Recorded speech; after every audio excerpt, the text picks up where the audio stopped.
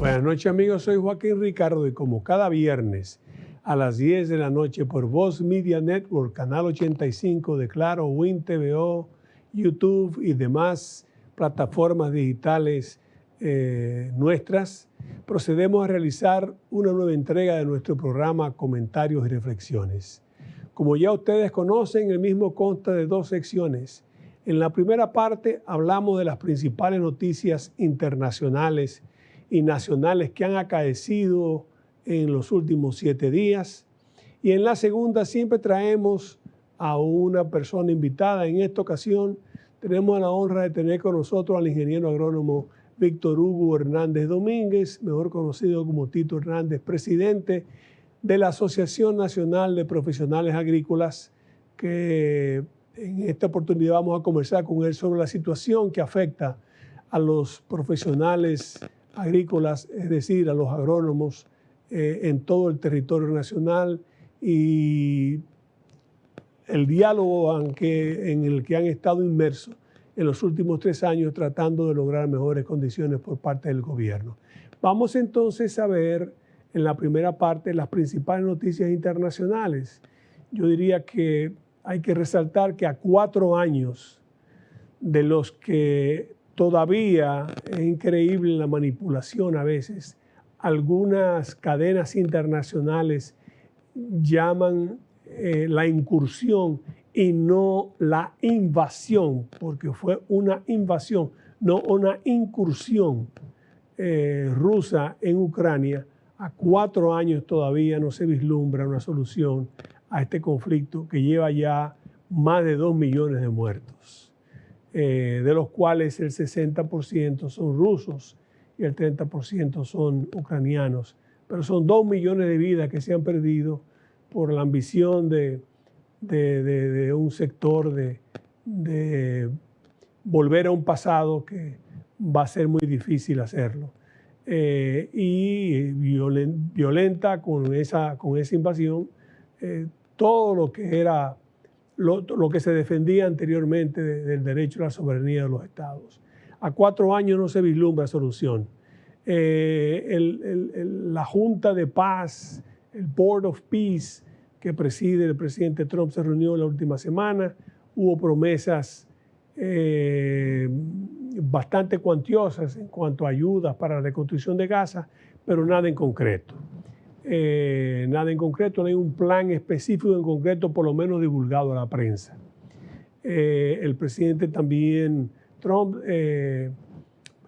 produjo en esta misma semana lo que ellos llaman el Estado de la Unión, que es el mensaje que desde hace muchos años se le presenta al Congreso de la Nación sobre el estado de la finanza y la situación en ese sentido, en sentido general, de lo que es el gobierno y los retos y los logros que ha logrado hacer la administración Trump en esta oportunidad, en su segundo año de su segundo mandato.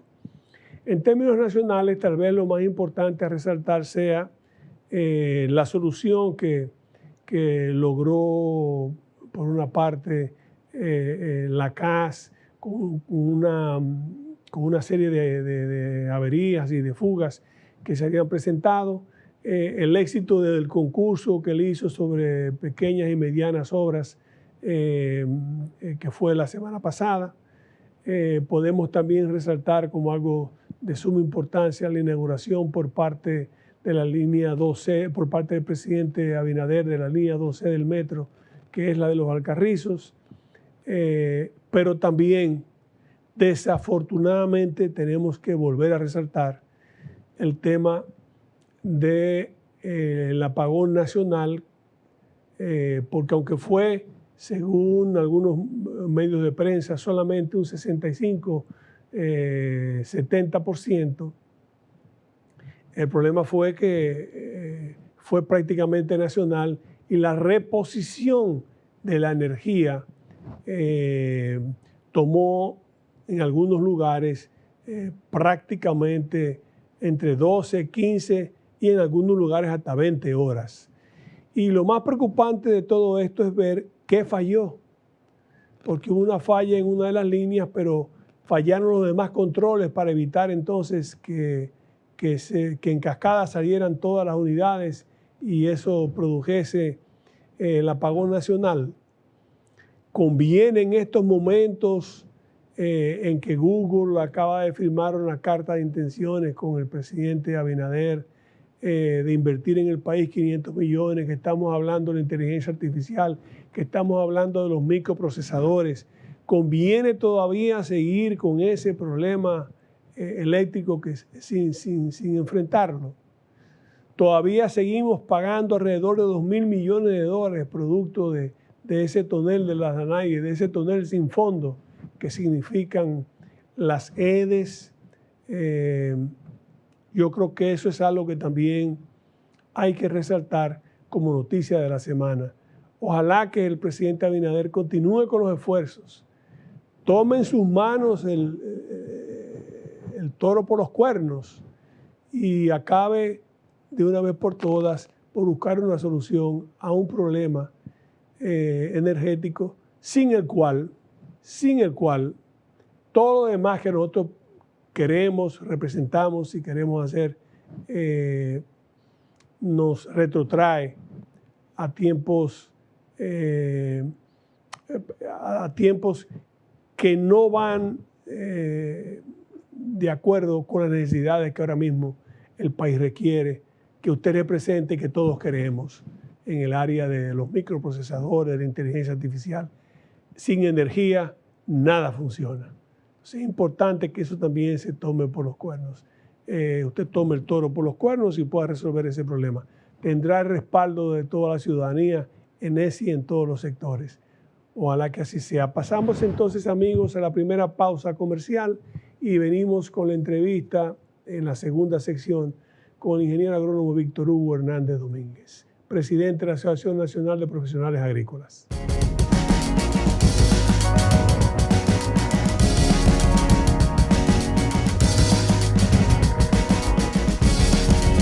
El modelo de éxito de la CAS con el saneamiento de cañadas ha impactado significativamente a miles de familias, mejorando la calidad de sus hogares y entorno. Estas obras han beneficiado de forma directa a más de 2 millones de habitantes. Kilómetros de desechos y aguas residuales a cielo abierto ahora son verdaderos espacios de vida. Corporación del Acueducto y Alcantarillado de Santo Domingo, CAS.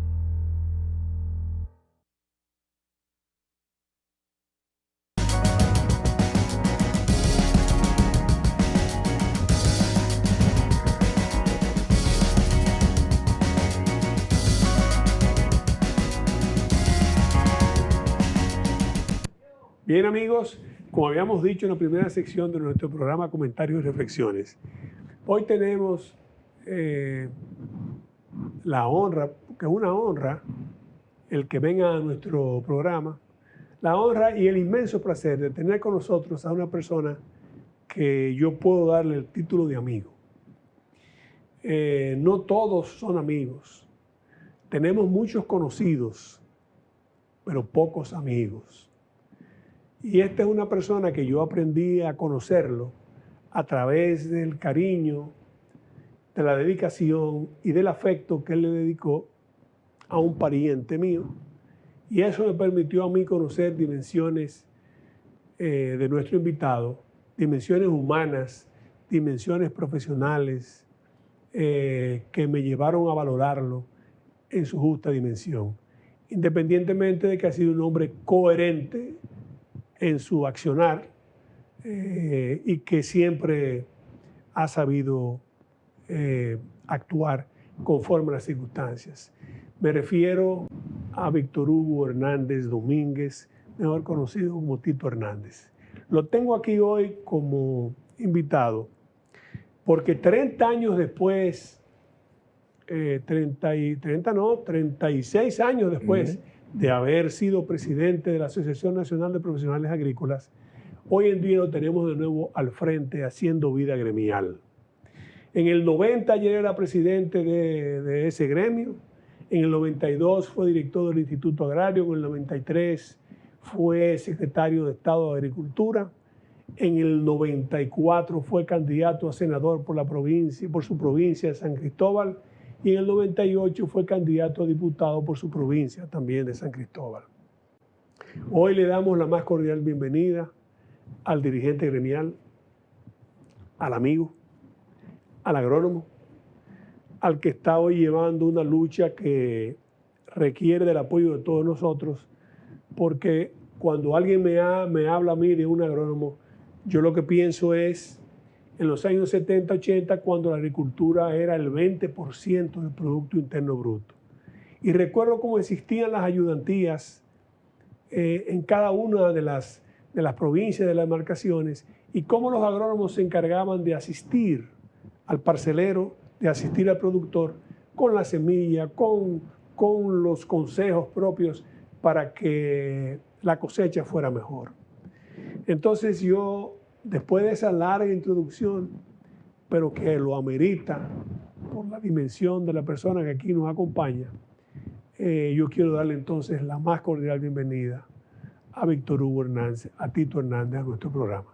Gracias, Tito, bueno, Joaquín, por tu presencia. Te agradezco mucho esa presentación, pero debo decirte que el honor es mío y, digamos, la alegría de estar contigo en este programa. Siempre te he considerado a ti un amigo, un aliado incondicional, sin ningún tipo de límite, y de verdad que me siento muy honrado y muy complacido de acompañarte hoy. Bueno, yo me alegro de eso. He visto, vamos a comenzar primero, he visto que has llevado primero tú lo que estás haciendo es un reclamo para mejorar la vida de los agrónomos. El hecho de que yo sé que hay unos 1.600 que requieren pensión, hay que resolver algunos problemas de otros agrónomos que hay en el IAD, regularizar también los salarios de los agrónomos, y que tú has llevado la lucha, tú has llevado tus inquietudes, las ha ido llevando al seno de los diversos partidos políticos para que esto se convierta no en una lucha solamente de la Asociación Nacional de Profesionales Agrícolas, sino en una lucha por reivindicar a un profesional que hoy en día, desafortunadamente, producto de los cambios que sobrevinieron a nuestro sistema, en donde la globalización permitió el flujo y el intercambio de productos que llevaron, evidentemente, eso era de esperarse, a la quiebra a muchos productores pequeños que no podían competir con grandes compañías. Pero tú has ido llevando y se lo he ido presentando. Vi que estuviste donde el presidente Hipólito Mejía, que se reunió con todo el comité ejecutivo y contigo, y vi también que lo llevaron donde el presidente Danilo Medina, tratando de que todo el mundo entienda cuál es el objetivo. Explícanos qué es lo que realmente queremos y qué debemos hacer para ayudar a un profesional tan importante que hoy en día, no por culpa de ellos, sino por culpa tal vez de la desidia, de la apatía o de la situación o de la producción o de otros rubros, que después vamos a hablar de eso también, no se le valora en su justa dimensión en la sociedad dominicana. Mira, lo primero que me gustaría decir es cómo yo llego aquí, como tú dices, de 34, 36 años después. Para mí, o sea, me buscaron primero para servir de coordinador de una mesa de diálogo, de concertación. Porque así era como con el gobierno. Con el gobierno, porque así era como yo me veía en el sector agropecuario. O sea, yo entendía que el tiempo de hoy, de las redes sociales, del internet, de tanta tecnología, las huelgas, las movilizaciones no tienen sentido. Claro. Basta con que yo te diga, aquí mira, está pasando este problema y tú. Pues mira, en la mesa del diálogo me tomó 2 años. 2 años. Dialogando. Con las autoridades agrícolas. Con las autoridades. Que tienen que ver con el sector. Y con el gremio. Y con el gremio. Que estaban en conflicto. Luego viene un proceso electoral y dice, bueno, una persona como Tito es que necesitamos en esta coyuntura. Que está en disposición de dialogar. Ya mentalmente, yo no soy el Tito de los 90. Pues ya he pasado toda la experiencia Claro. de Estado que tú has señalado. Y digo, no, esto va a ser de vacaciones. Esto, con hablar, yo creo que eso se va a resolver. Duré un año más, aparte de los años. 3 años. 3 años dialogando, que al final digo que eran monólogos. Concluyo que eran monólogos, porque el diálogo es una conversación entre dos partes. En el año pasado, el 28 de enero, nosotros fuimos donde el presidente de la República. Una reunión que fue excelente. Y le presentamos todas las demandas. El presidente no gestó nada. El salario, digo, mira, yo fui que autoricé el aumento salarial a 50,000 pesos. Y las pensiones, el listado completo. Yo lo único que quiero es que Fernando Durán del Banco Agrícola y tú me digan cuánto le costaría eso al gobierno. Bueno, hicimos el trabajo. Yo te doy el dato ahora de que todas las demandas de los agrónomos significarían para el Estado 1.100, 1.200 millones de pesos anual. Anual. Es la que menos carga económica representa para el Estado. Para que tú tengas una idea, son 4.500 agrónomos en el Estado. Antier yo estuve reunido con la ADP, son 122,000 maestros en el Estado. Agrónomos pensionados son 2,000. Maestros pensionados son 33,000, Joaquín. 33,000. Y los médicos son 80,000, pero hay 22,000 trabajando en el sector público. Y en diciembre pasado se le aumentó a 8,000 de ellos a 100,000 pesos las pensiones. Nosotros estamos pidiendo para 600 agrónomos que se le aumente a 50,000 pesos. Que son los de mayor edad. O sea, que ya están pensionados y que tienen pensiones menos. Algunos tienen pensiones de 20,000 pesos, de 15,000 pesos. Que la gente tiene que comprender también que solamente en medicamentos, a esa edad ya se fue todo. Se va a los 15,000 o 20,000 o 30,000 pesos. Entonces, hemos caído, pasamos el año entero, 25, esperando el cumplimiento de todos esos acuerdos. Bueno, el decreto va a salir mañana, el decreto va a salir pasado. Y nunca salió. Él llega el 4 de octubre, Día del Agrónomo, y entonces nosotros decimos, bueno, el 4 de octubre es la mejor fecha. Yo fui al Palacio incluso, reiteré el depósito a donde el consultor jurídico, y mira, yo voy a decir, te voy a decir algo más, te voy a decir algo a ti que no lo había dicho. Porque hay mucha gente en el gobierno criticándome porque me acusan de llevar la lucha demasiado lejos. Yo quiero decir aquí lo siguiente.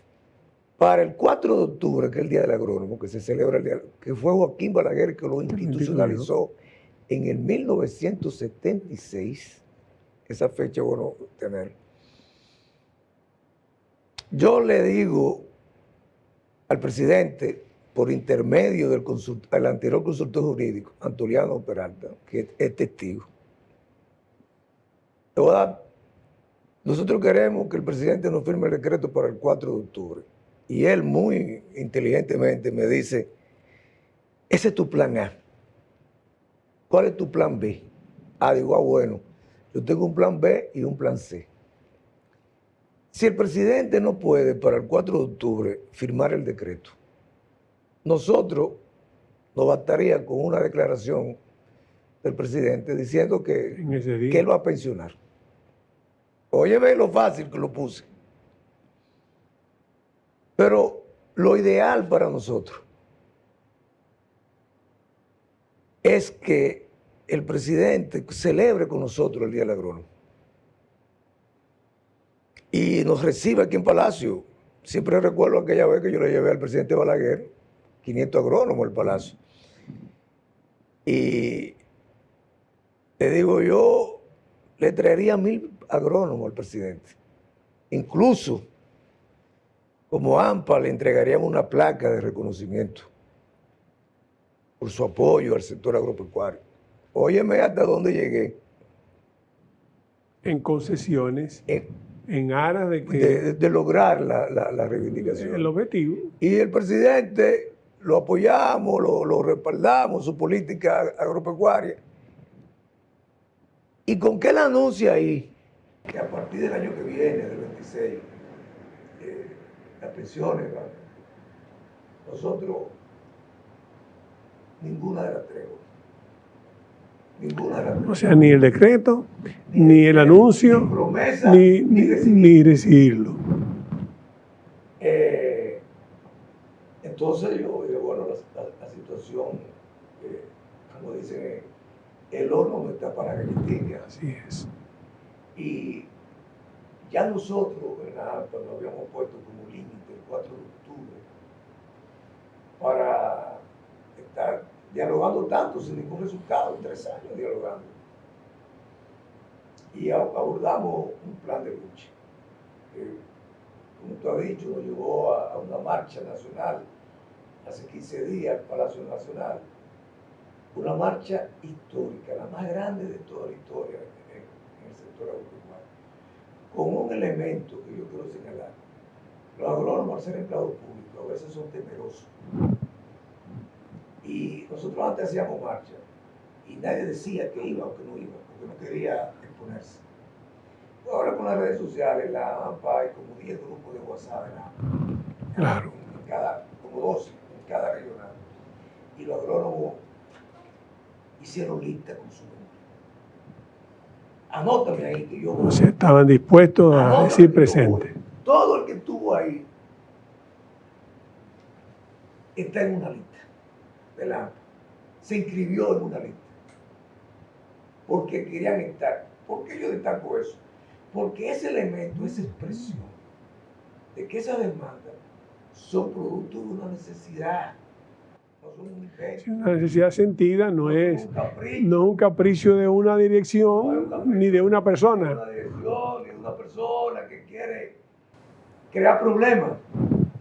O sea, cuando un tipo te dice a ti, ponme el nombre, a mí no me importa la represión que haga. Y yo le puedo entregar al presidente esa lista. Para que estemos claros que yo estoy hablando con la verdad. ¿Qué acordamos? Antes de que tú me digas lo que acordamos, permíteme hacer una breve pausa comercial para que entonces volvamos de nuevo con esa explicación que es importante que el pueblo dominicano entienda, como él ha dicho, que no es un capricho, que no es un grupo, no es una cúpula, no es una persona, no es una acción dirigida contra el gobierno, son reivindicaciones humanas necesarias. Volvemos, amigos, en un momentito.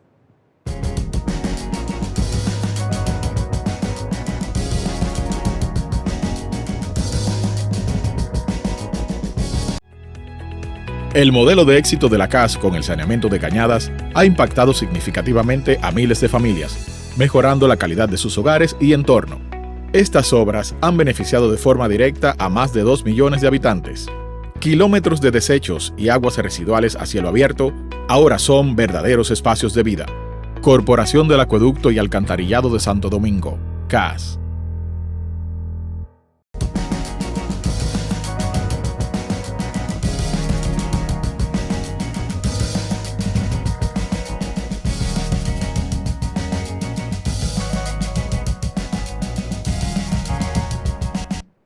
Cuando interrumpimos al presidente del AMPA, a Víctor Hugo Hernández, él estaba narrando todas las conclusiones que había presentado en el Palacio Nacional, había reiterado en la consultoría y en los acuerdos que habían llegado, la marcha que habían realizado, el deseo que tenía la gente espontáneamente de asistir, porque entendían que eso obedece más que a un capricho o a un gremio o a la cúpula gremial, obedece a una necesidad sentida de un ser humano que se siente marginado y que después de tantos años dedicados al servicio del Estado no puede recibir una pensión digna que le permita subsistir. Te interrumpí en ese momento. Entonces, al día siguiente de la marcha, yo deposité en el Palacio de nuevo una carta, la número 6, La sexta carta en 3 años. No. Y además de las mesas. Del 28 de enero, de en enero, un año. En un año. En un año. Al presidente 6 y al ministro anterior de Agricultura 5 y al nuevo 6. 6. No hemos recibido respuesta nunca. En este caso, hemos decidido ahora, que en el punto en el que nos encontramos, en darle a conocer al liderazgo político nacional nuestra lucha y demanda. Ya nos reunimos con el presidente Mejía, ayer nos reunimos con el presidente Danilo Medina y también con el presidente del PRD, ingeniero Miguel Vargas. Estamos a la espera de la respuesta del presidente Fernández y de otros líderes. Vamos a visitar al liderazgo religioso del país y a la prensa. No es el deseo nuestro de estar protestando, porque son de esos 1.713 agrónomos que esperan ser pensionados, el 98.5% de ellos tiene entre 60 y 65 años de edad y entre 20 y 25 años de servicio, tal como lo establece la ley. ¿La ley? El resto tiene mucho más años y están enfermos. Claro. Te cuento que solamente en San Cristóbal, el 13 de diciembre del año pasado al 20 de enero de este año, murieron 6 agrónomos esperando pensiones. Ayer fue una señora con su hijo. Yo quiero hablar con usted, a la oficina de la AMPA. Digo, sí, venga, entre. Yo soy esposa de fulano que murió en noviembre. Bueno, agrónomo de San Cristóbal, me dicen. Y vine porque quería saber si a mí me podía salir la pensión que le correspondería a él. Digo, ¿cómo él se llama? Déjame ver si está en el listado. Efectivamente, en el listado. O sea, murió, un ejemplo, sin recibir su pensión, esperando la pensión. En diciembre, a principios de enero, murió Orieta Brioso. Me gusta poner ejemplo porque con 80 años, le dedicó toda su vida al sector agropecuario, murió esperando una pensión. Y así, la semana pasada murieron 4. Los grupos de WhatsApp de la AMPA aparecen en la esquela mortuoria de los periódicos. Y todos esperando una pensión. Yo no sé qué tan difícil es entender, se ha hecho entender que esa gente tiene mérito, que esa gente le dieron todo al país, que contribuyen con el elemento fundamental de la existencia humana, que es la alimentación, y que reúne las condiciones. Y para mí fue muy penoso, y te lo quiero señalar, es muy grave. La primera reunión que sostuvimos con el ministro nuevo, Oliverio Espaillá, fue muy desastrosa. Te digo, yo reúno el comité ejecutivo cuando salimos y le digo del 1 al 10, ¿cómo ustedes evalúan la reunión de hoy? 1, mala, 5, buena y 10, excelente. 3. ¿Por qué? Porque ese señor dijo que un agrónomo de 60, 65 años puede montarse en un motor y todavía puede trabajar. Digo, no. Ese agrónomo de 60 tiene derecho adquirido para una pensión. Es que la ley lo establece. Lo establece la ley. Siempre pero fue más lejos. 60 años y haya tenido ya 25 años o 20 fue años más lejos. Fue más lejos. Los agrónomos aportan, no que se les dé cuenta, aportan voluntariamente 100 pesos para un fondo de ayuda común y médica. Agricultura retuvo ese dinero sin ninguna explicación y nos adeuda. ¿Y por qué? Porque ese fondo lo manejan, lo aportan ellos para ser manejado. Para que se le entregue al gremio. Al gremio, el gremio pueda ayudar a cualquier persona. Y le en un digo, momento mire, dado. no deben este dinero y yo necesito que se pague. Pero además, al presidente le solicitamos un aporte especial a ese fondo. Pues usted es un pica-pica. Digo yo, pero ¿y con qué personas que estamos hablando? O sea, ¿a quién es que nos han puesto a dirigir el sector? Ministro. El ministro. Que es un profesional agropecuario, un ingeniero agrónomo, Sí, claro. muy meritorio como profesional. Te digo que yo una vez en la AMPA intenté proponer un reconocimiento por su mérito como profesional. O sea, que no lo estoy demeritando. Sí lo estoy cuestionando como funcionario público. Claro. Como funcionario y como una persona que tiene que tener la ley primero. Que no esté entendiendo su función. Yo espero que eso haya sido en los primeros días. Tal vez el desconocimiento de los primeros días. Pero tampoco ha habido una actitud de enmendar eso. Tampoco ha habido una actitud de llamar, de decir.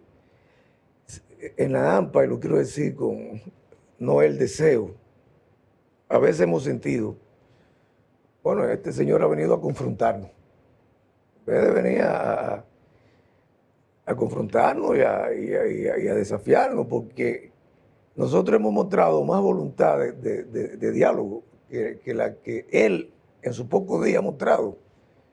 Porque el papel del ministro debe ser intermediar con el presidente, claro. Y decir, bueno, presidente, vamos a buscar una solución a esto. Entre los productores y el... Pero además se supone que un conflicto que viene de viejo.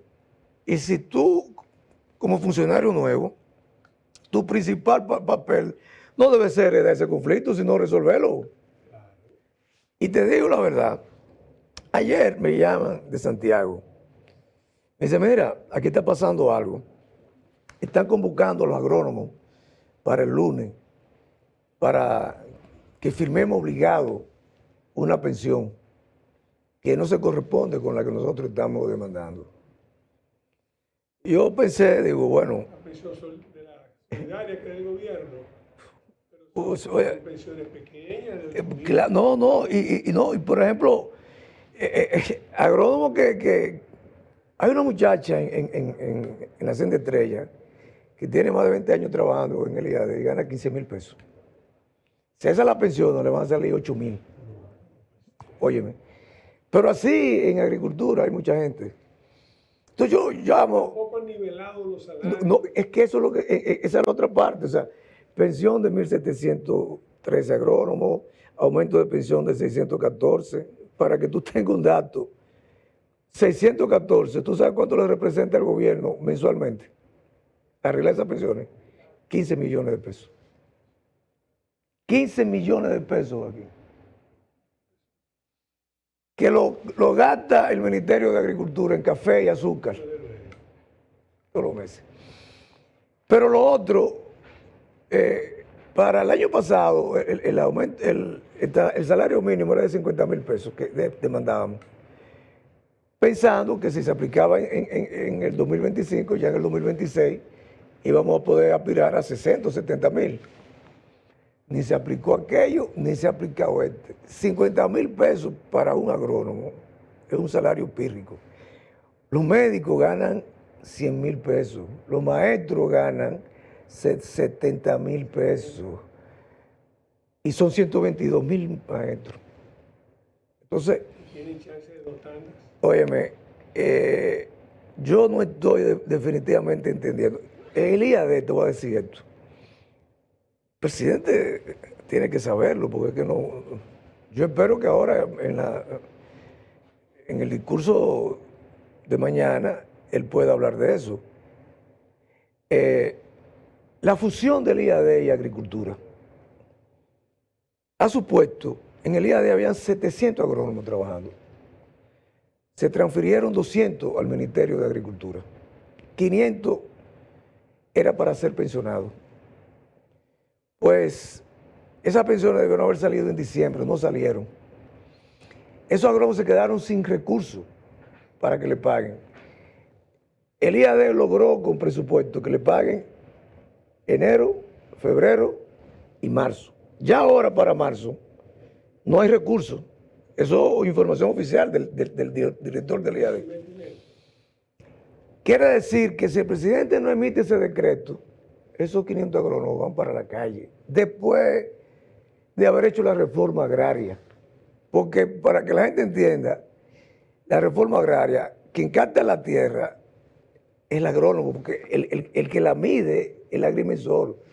Pero ese proceso de captación y el de distribución, que selecciona a los productores, y el de producción de esa tierra, 11 millones de hectáreas de tierra, 650 asentamientos, 150,000 parceleros. Esos fueron los agrónomos que lo hicieron. A esos agrónomos que hicieron eso, aportan el 50% de la producción arrocera del país. Esos agrónomos que hicieron eso aquí, claro, esos agrónomos que hicieron eso, le están diciendo ahora, vete para tu casa, sin pensión, sin reconocimiento y sin nada. Los 200 que mandaron a Agricultura, la semana pasada fue que vinieron a cobrar. Y están pasillando en Agricultura porque no hay un plan de cómo ubicarlo. Entonces, una clase profesional en este tiempo en la que tú hablas de tanta delincuencia de barrio, es como tú lo que le estás diciendo. Cuando un joven me escucha a mí ahora, ¿qué dice? No vale la pena estudiar. Ay, pero ven acá, pero oye, pero mira Desincentiva. Pero se queda en el barrio delincuenciando. ¿Por qué? Porque no vale la pena. Entonces, lo que piensa. Entonces, solamente esta bulla hace un daño enorme a la sociedad.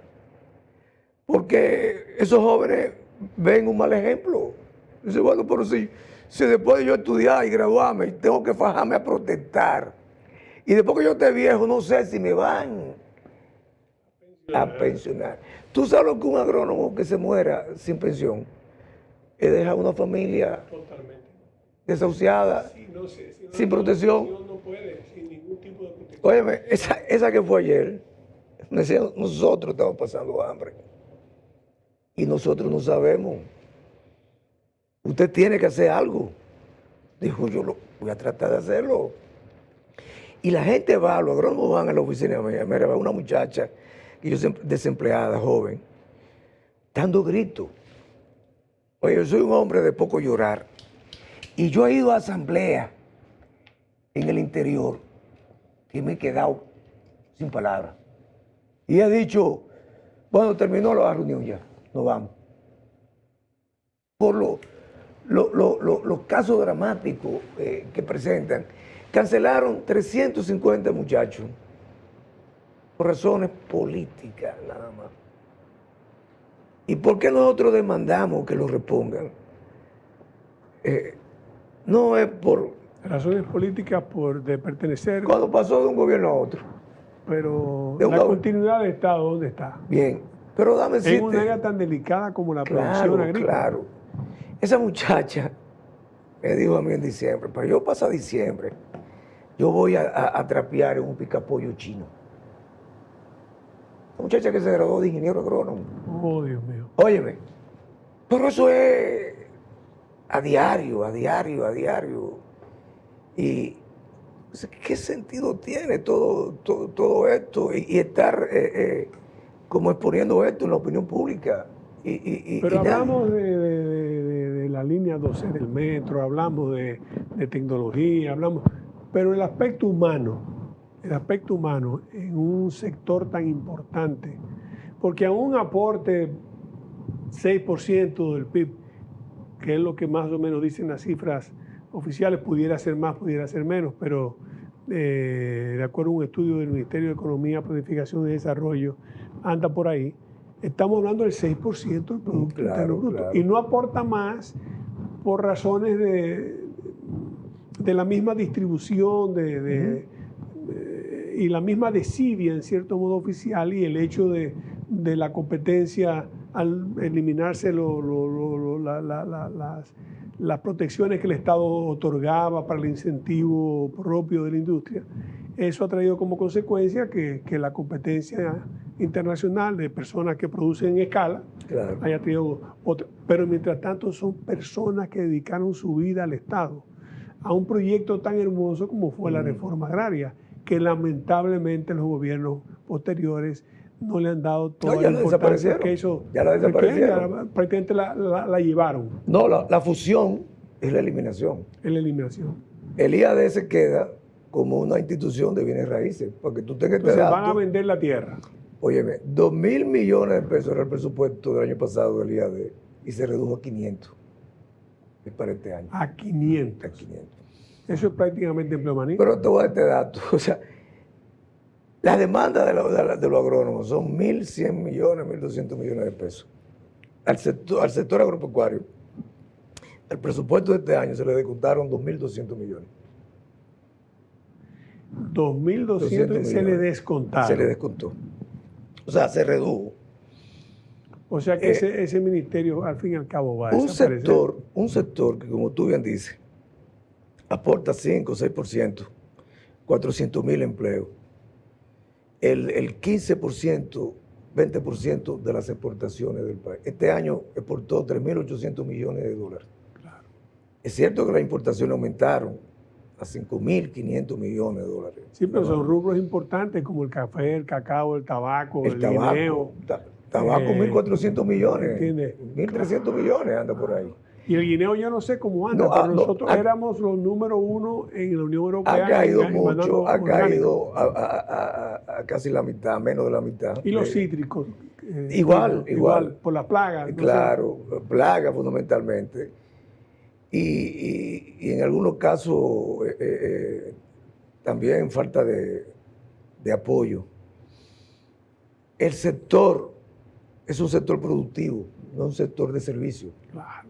No, El servicio sector, es otra cosa. Claro, el sector genera produce genera. dinero. Genera. Aquí hubo un punto de inflexión con los maestros.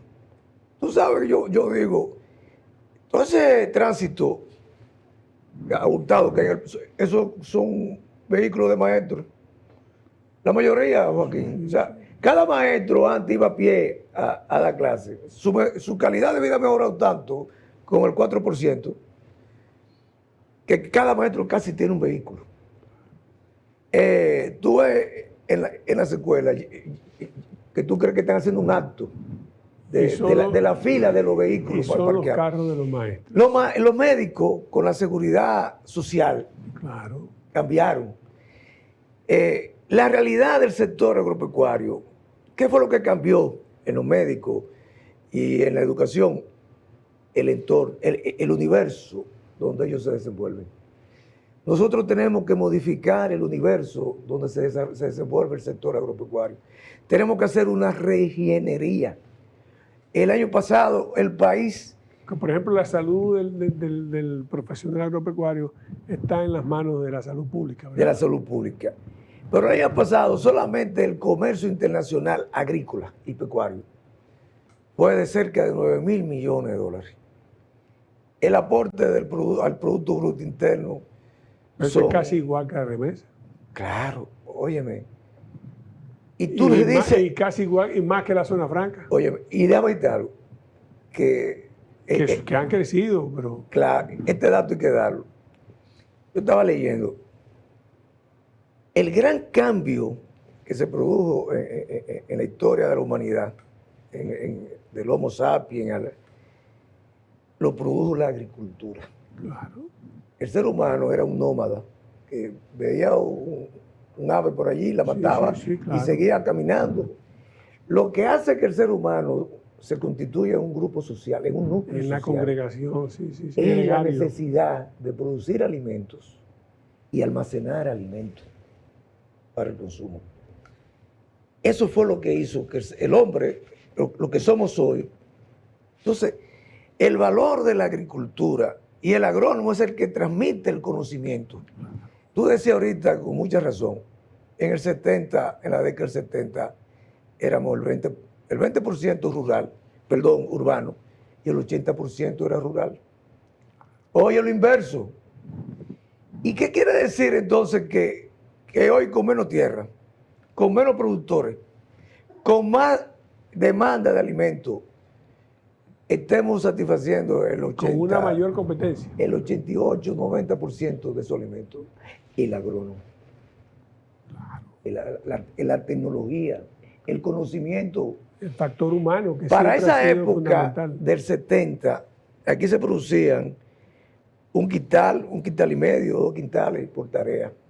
Hoy estamos produciendo 4.5, 5 quintales, casi igual que en Estados Unidos. De arroz. Ese conocimiento para producir esa productividad son los agrónomos que lo transmiten. Las presas, quien determina la irrigación del agua, es el agrónomo. Quien asegura el cuidado del medio ambiente es el agrónomo, por Dios. Entonces, y esa demanda es para todos esos agrónomos. En el INDRI, que son los que... El INDRI tiene más de 4 millones de hectáreas de tierra bajo riego. Hay 66 agrónomos esperando pensión. Y tú lo oyes discutiendo, 66. Discutiendo en el gobierno. Firmen esta pensión, o sea, queriendo quitarle 2,000 pesos, 3,000 pesos, 4,000 pesos. Óyeme, haciendo un ejercicio de supuesta inteligencia, que no es más que de estupidez, digo yo. Porque es un tema que no demanda de más discusión ni de más... Eso es casi una mezquindad y una mala señal para aquel que quiere inclinarse a la función pública. Porque si usted está enviando esa señal de que las personas que se dedican y dedican su vida en diferentes áreas al servir a los demás, al servir al Estado, al final de la jornada terminan siendo tratados de esa manera, con esa indiferencia, con esa marcada mezquindad, no hay otra palabra, claro, me perdonan, claro. Con esa marcada mezquindad, porque una persona de 66 agrónomos, y agrónomos de 80, enfermos, ya con situaciones,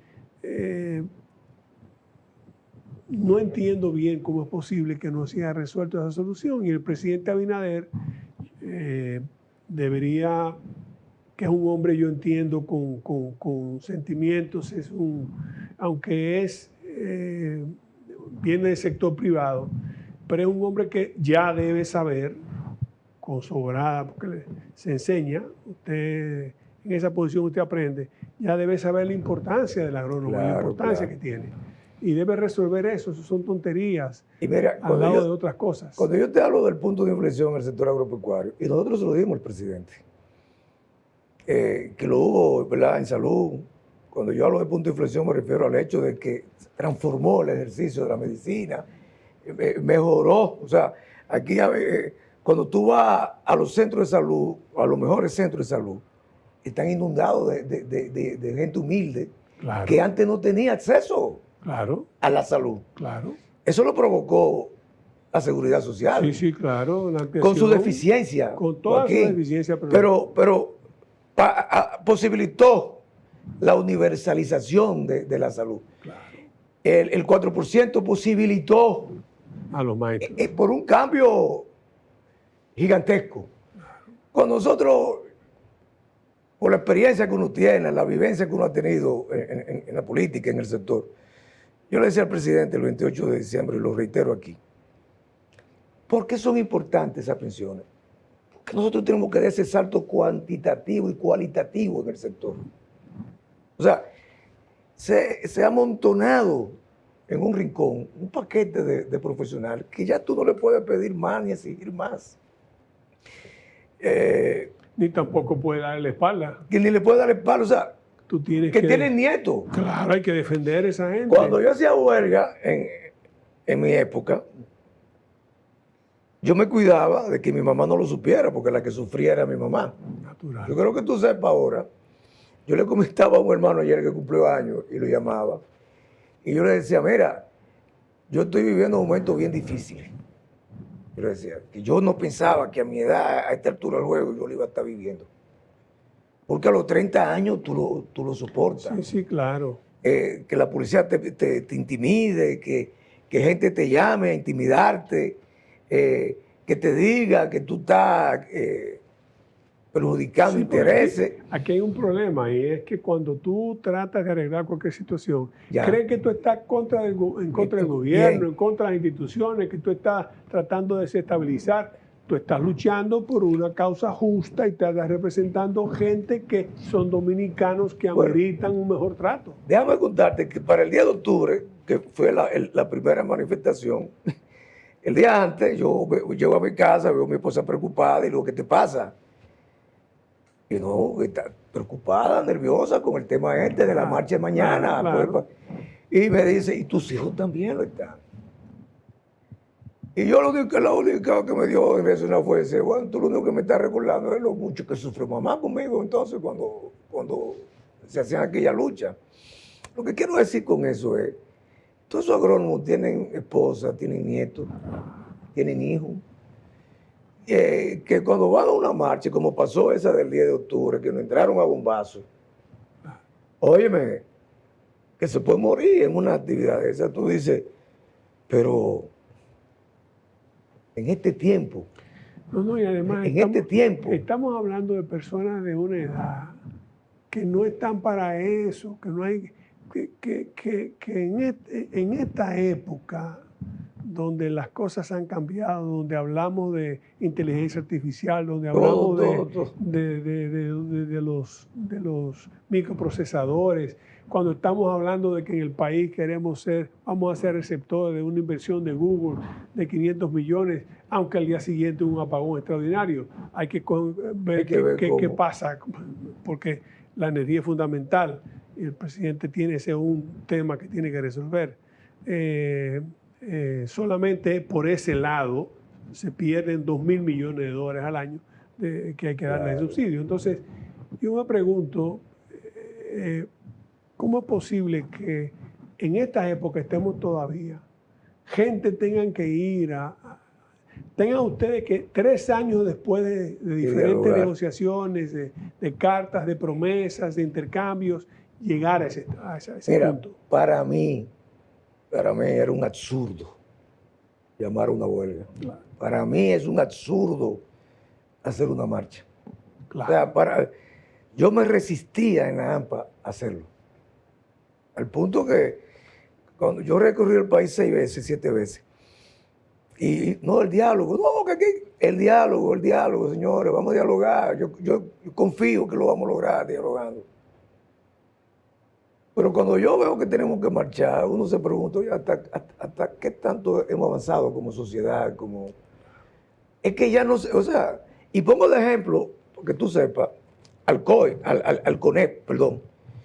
El CONEP está discutiendo con las centrales sindicales el Código de Trabajo. El Código de Trabajo. Tienen 4 años, lo han aprobado. Pero por lo menos lo está discutiendo. Y quizá no deba decirlo, pero lo voy a decir.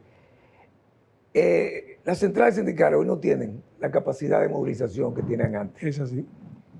¿Qué yo valoro en esa actitud del CONEP? El reconocimiento humano al sacrificio de esa persona. El reconocimiento. Estoy de acuerdo contigo.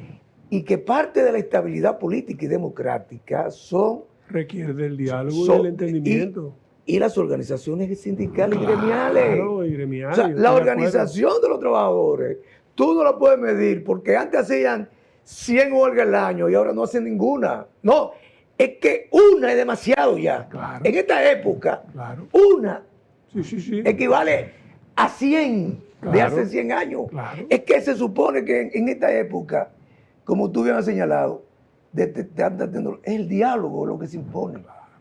Claro. Con tan solo dialogar. Y mira, Tito, eso es demasiado que tú estás pidiendo, vamos a hacerlo así, sí, el gobierno no está en condiciones. Pero se negocia. Pero el diálogo no puede ser que yo hablando solo y el otro callado y sin respuesta. Una carta, mira, y lo voy a decir aquí, nombraron al ministro de Agricultura, nombraron al consultor jurídico, nombraron Andrés Bautista, por su nombre lo voy a decir, ministro de la presidencia. A cada uno le mandamos una carta. Productora agropecuaria.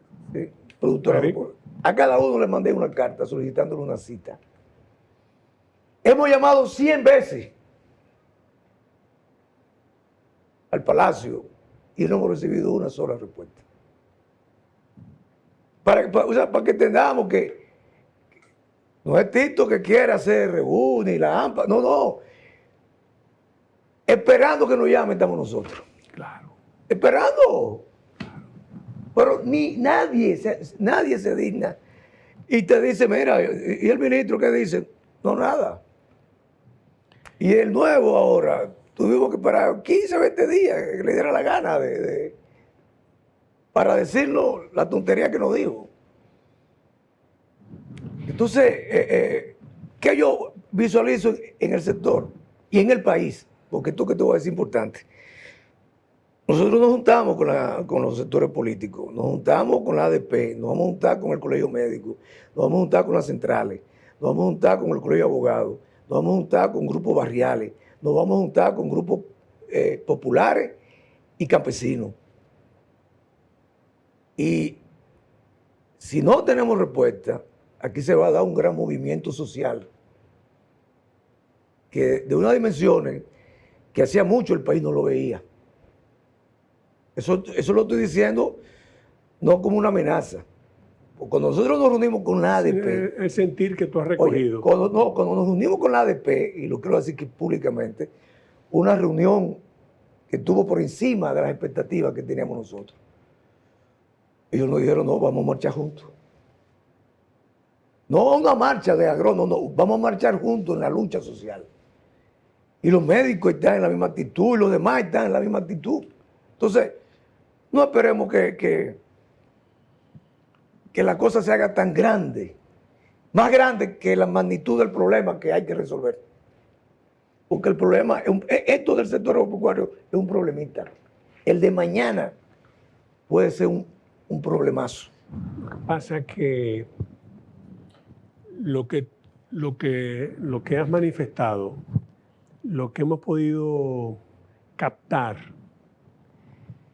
es que por parte de distintas instancias gubernamentales parece que el diálogo no forma parte de las herramientas de gobierno.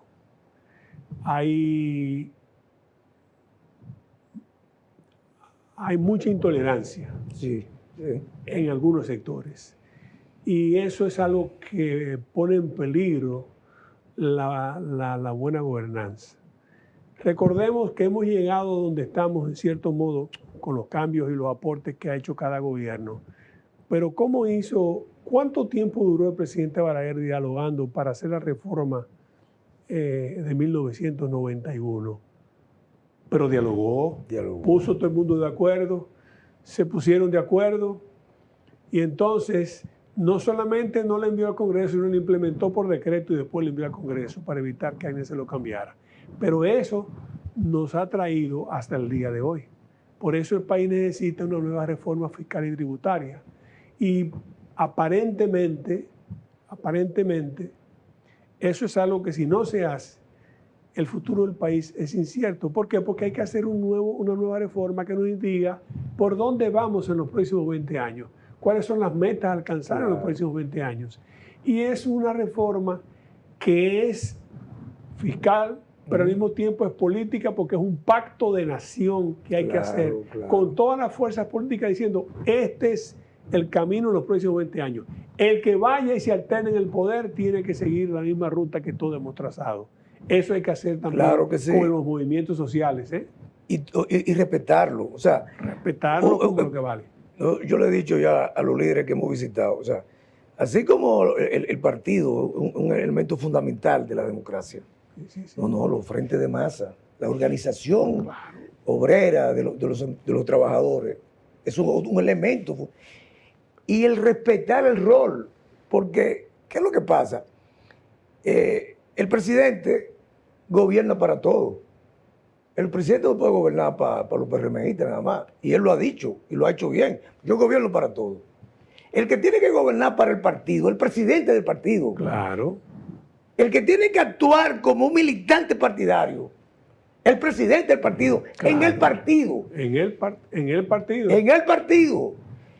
Yo puedo ser del partido, pero tengo la responsabilidad de representar a un sector profesional que es de todos los partidos. Si eres secretario de Agricultura, Agricultura. Si eres de Finanzas, de Finanzas.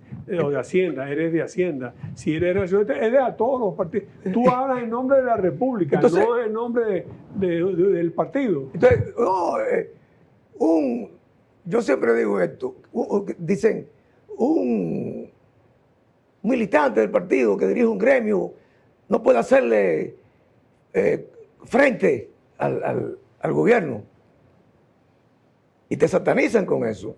Yo digo esta frase, lo que diferencia a un cristiano de un no cristiano no es la ausencia de problemas, es la manera en que se abordan los problemas. El cristiano lo hace de una perspectiva de fe y de compasión, por llamarlo así. El que no es cristiano lo aborda de otro modo. Lo que diferencia a un dirigente gremial que sea del partido del gobierno, de uno que sea de la oposición, no es que no va a luchar, es que se supone que no tiene que luchar el de gobierno. El de gobierno se supone que diga, presidente, vamos a aumentar los salarios. Claro. Pero no ahora en octubre, como tú quieres. Si usted está en el mismo gremio en enero y conoce las necesidades que hay, y usted está en el gobierno, su función es canalizar y facilitar que esas necesidades se hagan. Claro. Y no tiene que ver diferencia partidaria, al revés. El otro, cuando llegue, tiene que servir de correa de transmisión también, claro, para facilitar, porque el gremio tiene fines comunes para ayudar a la comunidad, pero también fines comunes, y lo que hay es que ayudar al gremio. Claro. No puede ser que los agrónomos estén todavía 3 años dialogando, en esas condiciones. 3 años dialogando. No. Oye, 3 años dialogando, confiando en que, bueno, el diálogo es lo que resuelve. Aquí no hay que protestar, aquí no hay que discutir, aquí, mira, ni siquiera suba la voz. Pero llega un punto en que la necesidad de la gente... reciban todo nuestro apoyo en eso, porque creo que es un asunto de humanidad y es un asunto además de señalar el camino a las futuras generaciones de que servir al Estado tiene sus beneficios, como sería tanto servir al sector privado. Tal vez deberían dar más beneficio al Estado, en cierto modo, que el sector privado, para que la gente para que no pueda tener siempre las personas más preparadas al servicio del sector privado. Pero gente que han dejado la piel, claro, como los agrónomos, que han dejado la piel como los agrónomos en el campo, que se han expuesto a todo, a las fumigaciones, al uso de los pesticidas, que aunque a veces ellos saben cómo hacerlo, los campesinos no, y ellos sin embargo siempre están presentes. Gente como esa que dejaron la piel, tienen todo el respaldo de todo buen dominicano que se sienta comprometido con el futuro del país. Por nuestra parte, este programa es un humilde aporte precisamente a ellos, un reconocimiento a su lucha, un reconocimiento a sus necesidades, un llamado a las autoridades, especialmente al presidente de la República. Presidente, lamentablemente en países como el nuestro, el presidente de la República es el que tiene en sus manos la llave de todo. Los ministros a veces no comprenden o tienen miedo de actuar, pues a usted que le corresponde. Entonces a usted le formulamos muy respetuosamente un llamado para que ponga atención a la necesidad de un sector, a las necesidades de un sector que ya sus integrantes que ameritan la pensión del Estado dominicano están prácticamente en la última parada de este viaje que tenemos todos en la tierra que se llama vida. Ojalá que usted pueda hacerlo. Las gracias a Víctor Hugo Hernández por su presencia, por su explicación tan clara, tan abierta, y confieso que no sabía que era ese el drama por el que estaba atravesando los profesionales agrícolas. Yo creía que algunas de esas cosas podían pertenecer a algo más que fuera una ficción y no a que fuera una realidad que una gente todavía hoy en día tuviese ganando un agrónomo, un profesional, un ingeniero agrónomo, ganando 15,000 pesos en algún lugar todavía.